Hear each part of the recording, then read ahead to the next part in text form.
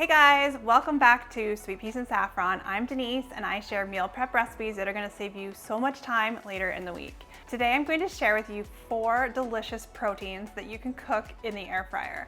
I mentioned in my air fryer chicken thighs video that I've seen a huge increase in interest in air fryer recipes. You guys might not know that I have actually got quite a few air fryer recipes on the blog, and I thought, why not share them with you? If you're new to air fryers and wondering what they are, it's basically just a small convection oven. There's a couple different types. There's the basket type and like a toaster oven shaped one. And today I'm going to be showing you how to cook in my basket style air fryer. So we're going to start by cooking shrimp in the air fryer. This recipe, start to finish, takes 20 minutes. You only need to cook the shrimp for 5 minutes in the air fryer. And the best thing is that because it doesn't have any breading, you can cook a whole pound of shrimp at a time. Just dump it all in and it will cook through evenly. So in a large bowl, we're going to add olive oil, lime juice, honey, garlic, and salt. Mix to combine and add your shrimp. Let the shrimp marinate for 10 to 30 minutes. You don't want to marinate longer than 30 minutes as this can impact the texture and taste of the shrimp. And then heat your air fryer to 200 Celsius or 390 Fahrenheit. And add your shrimp to the basket. We're going to cook for 2 minutes. Give it a good shake up.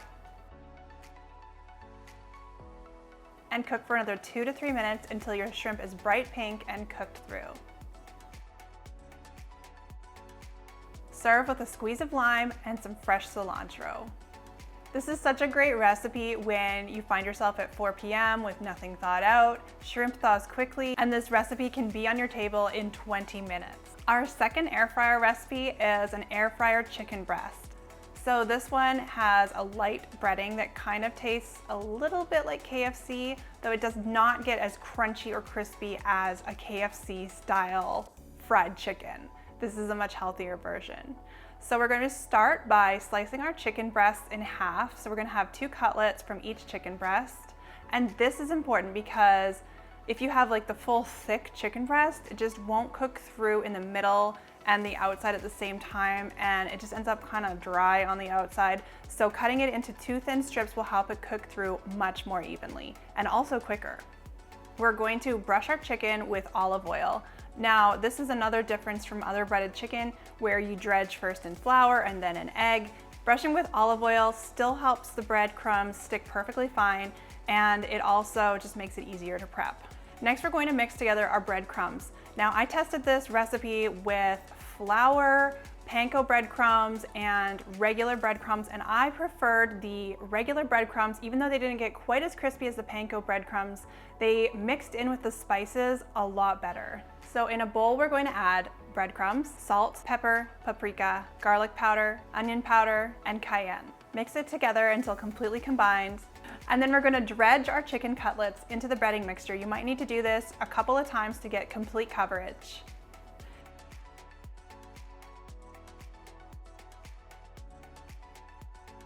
Heat your air fryer to 200 degrees Celsius or 390 Fahrenheit and work in batches to cook the chicken breast through.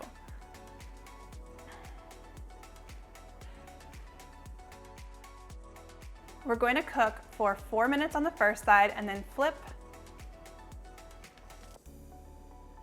And then cook for at least 2 more minutes. Check the internal temperature using a digital thermometer and make sure that it reaches 165 degrees. Depending on the size of your chicken breast or the model of your air fryer, you might need to cook it for a little bit longer. So these chicken breasts actually work not too badly for meal prep. You can cook them ahead, store it in the fridge, and reheat in the air fryer, and the breading will get nice and crispy again in the air fryer.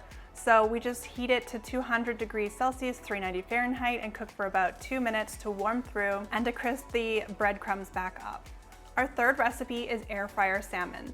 Now, there's a couple of little things that you're going to need to pay attention to get perfect air fryer salmon. Number one, you're going to want to use a little foil sling, and this helps prevent the salmon from sticking to the air fryer. Unfortunately, when testing this recipe, no matter if I sprayed the basket with oil or wet, I had problems with the fish sticking, but using a foil sling, it never stuck. Number two, you absolutely need an instant read thermometer because fish can overcook in a second and nobody likes dry salmon. Now, just like steak, you can cook salmon to different doneness. So you can cook it to medium rare, medium well, or well done. Typically, people recommend you cook it to 145 degrees Fahrenheit, and this is like well done, especially in the air fryer. Carryover cooking really is strong when you pull the salmon out of the air fryer. So what I've actually found is that pulling it out at 110 Fahrenheit and then covering it with a baking dish to rest, this helps prevent overcooking the salmon. It's kind of a little bit crispy on the outside and it's tender and moist. I know we hate the word moist, but there's no other word to describe it. It's not dry and tough in the middle, it's just perfectly cooked through. So the carryover cooking will help it continue to gently cook through when you cover it with that baking dish. So we're gonna start by mixing together a rub. So in a bowl, we're combining salt, pepper, garlic powder, onion powder, dried basil, dried oregano, and you can add some paprika for color if you'd like, but I haven't this time. And then we're going to brush our salmon fillets with some olive oil. Next, we're going to sprinkle the salmon with the rub and make sure that you really press it on because the air in the air fryer gets really kind of rough in there, so you don't want it blowing all over the place. Okay, so now pull the basket all the way out of the air fryer and carefully put a 1-inch wide sling into the basket of the air fryer. Make sure you don't have like really long floppy overhangs. You just want them to be like maybe 1 inch long, because if they're too long, they'll flop over and stick to the top of the salmon.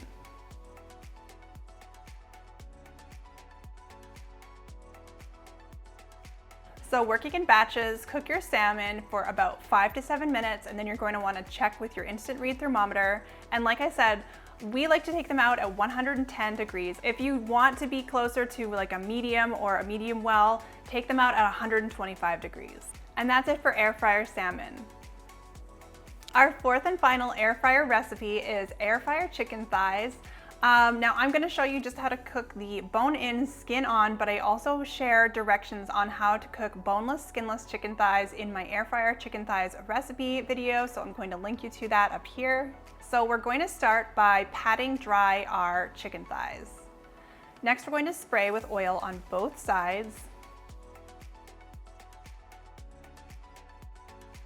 And we're going to mix together a rub. So in a small bowl, add onion powder, garlic powder, paprika, pepper, salt, and thyme leaves. Sprinkle this over the chicken thighs and really press it in with your fingers.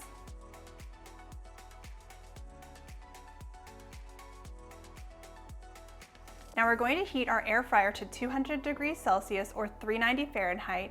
Because our bone-in, skin-on chicken thighs are going to release a lot of fat while they cook, we are going to put a couple of pieces of bread in the bottom of the air fryer. This really helps absorb extra fat that drips down and prevents excessive smoking, but I will warn you that this recipe still does smoke, so make sure you have it near an open window or under your range hood fan. Add your chicken thighs to the air fryer basket and cook for 15 minutes. Flip them over and cook for another 8 to 10 minutes.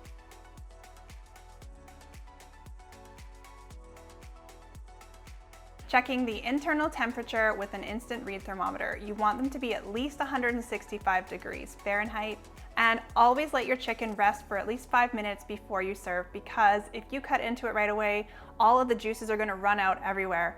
Letting it rest helps the juices settle in the meat. This recipe actually works pretty well for meal prep as well. You can store it in the fridge for up to 4 days, and when you want to reheat it, you can just pop it back into the air fryer for about 3 to 5 minutes and it will crisp back up. So those are my 4 favorite proteins to cook in the air fryer. I hope you guys give this a try. If you do, leave me a comment below to let me know how it goes.